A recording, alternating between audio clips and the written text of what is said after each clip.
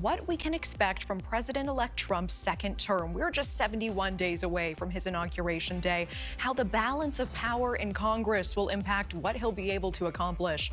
And that's as the Washington Post is reporting that Trump spoke with Russian President Vladimir Putin this week, discussing the war in Ukraine. NewsNation's Elina Shirazi is live in D.C. with more. Elina, what do we know about this conversation with Putin? Natasha, good evening. Good to be with you. We know that the president-elect said one of his first goals in his presidency during his campaign would be to end the war in Ukraine, and it does look like he's getting certainly a head start on that. We know, according to Washington Post reporting, Trump did speak with the Russian President Vladimir Putin on Thursday. We think this is the first known conversation they have had since Trump won his second term in the White House.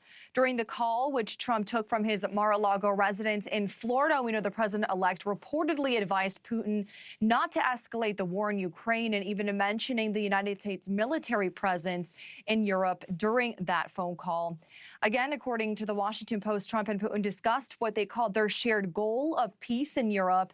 And Trump asked Putin for a follow-up conversation to discuss, quote, the resolution of Ukraine's war soon.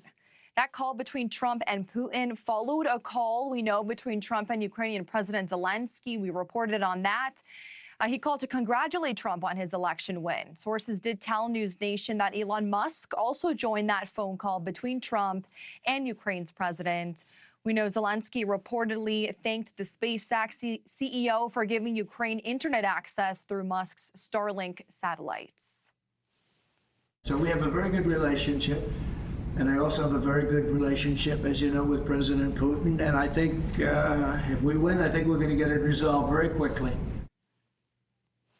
And on the campaign trail, then candidate Trump suggested Ukraine should agree to surrender some of its territory to Russia as part of an end to the war and a peace agreement. That is something we know that Zelensky had rejected flat out. So certainly the path forward does remain uncharted. We did reach out to Trump's campaign spokesman for a little bit more clarity. And while he said he could not comment on a private call, he did say leaders have started the process of developing stronger relationships with the president-elect. Thanks for watching. Go to joinnn.com to find NewsNation on your screen. And don't forget to click the red subscribe button below to get more of NewsNation's fact-driven, unbiased coverage.